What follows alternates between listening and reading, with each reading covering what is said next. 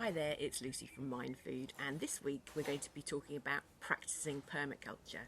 So we're going to be having a think about permaculture and why it's so important to MindFood. I think it's really important to say at this stage that we're not experts, but what we like about it, about permaculture, is there's an assumption that nobody's an expert.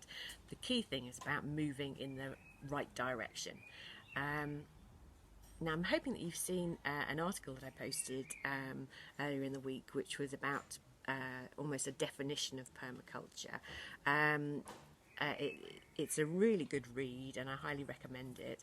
But just to sum up, really, a permaculture's heart is being mindful and observing nature, and really connecting with nature to and adapting what we do to be a bit more like nature. So one example for us at MindFood would be diversity. So in nature, biodiversity creates a balanced ecosystem where everything thrives. Um, and at MindFood, we value and promote and celebrate diversity too. We enjoy all the things that people bring to us from different walks of life and from different parts of the world. We love learning about different cultures, sharing different ways to grow veg. Um, we love swapping recipes, and we really love it when people bring us in local delicacies to try. Anyway, I digress. Permaculture is a very practical philosophy, and it has three core values. So, in no particular order, I don't think. First of all, it's about caring for people. The second thing is that it's about caring for the planet.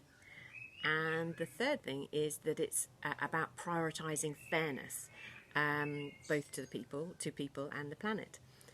So it's about working towards a balanced system where everybody benefits. It also tries to break down how much we consume. Consumerism, extreme consumerism, really comes at quite a cost to the planet. And so in gardening terms, this is great news for us, because it essentially means that we're going to try and spend as little money as possible. We're going to get as much as we can for free by salvaging things that other people have rejected. And we're also going to do it at no cost to people or planet. To people or the planet, and that is exciting because it means that gardening becomes a very level playing field where everybody gets a chance to enjoy the benefits of growing their own food. And permaculture talks about a thing called yield. There are two types of yield. The first is, in growing terms, is the veg that you're going to grow. That's a tangible yield.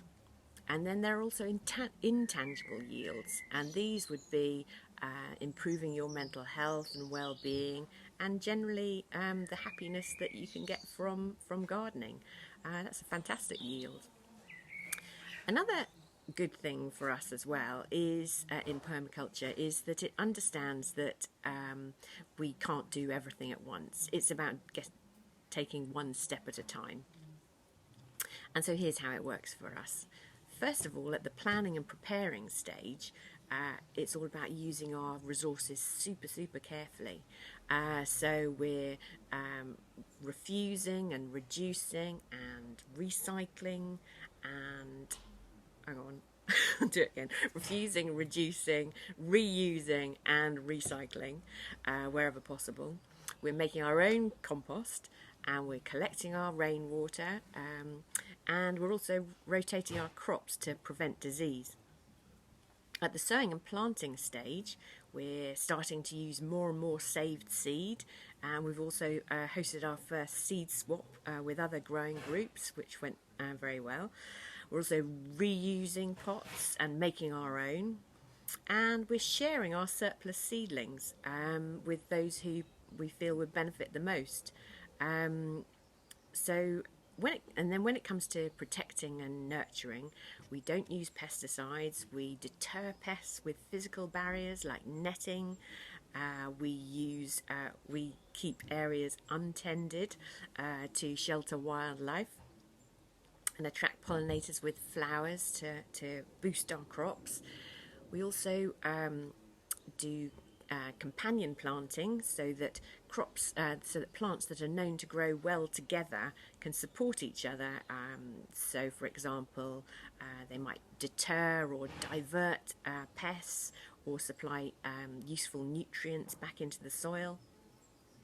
We also make our own comfrey tea, which is a nutritious plant feed, and I'll do a little post on that some other time. And of course, we also do a lot of very therapeutic manual weeding. So yeah, which we do really enjoy actually. There's something about the rhythm to it and the before and after effect that is very, very satisfying. When it comes to picking and harvesting, we try and pick only what we need and share the rest. And any trimmings or waste from this goes straight back into our compost heap to provide a more nutritious soil for next year's crops. Also, in terms of picking and harvesting, we like to pick and harvest ideas from others to see how we can improve what we do. So I think that just about wraps it up really for today's little chat. At MindFood, we're very much at the beginning of this journey. We're definitely not infallible, but we're doing what we can and we're getting better at it. And of course you can always do more, but the key really is to move gradually and at a pace that you can sustain. As ever, it's all about the big picture and the long game. So I hope you enjoyed this little chat. If you did, if you could like us, love us, follow us wherever you found us, and as ever, if you could share it with anybody who you feel could benefit. Thanks very much. Bye.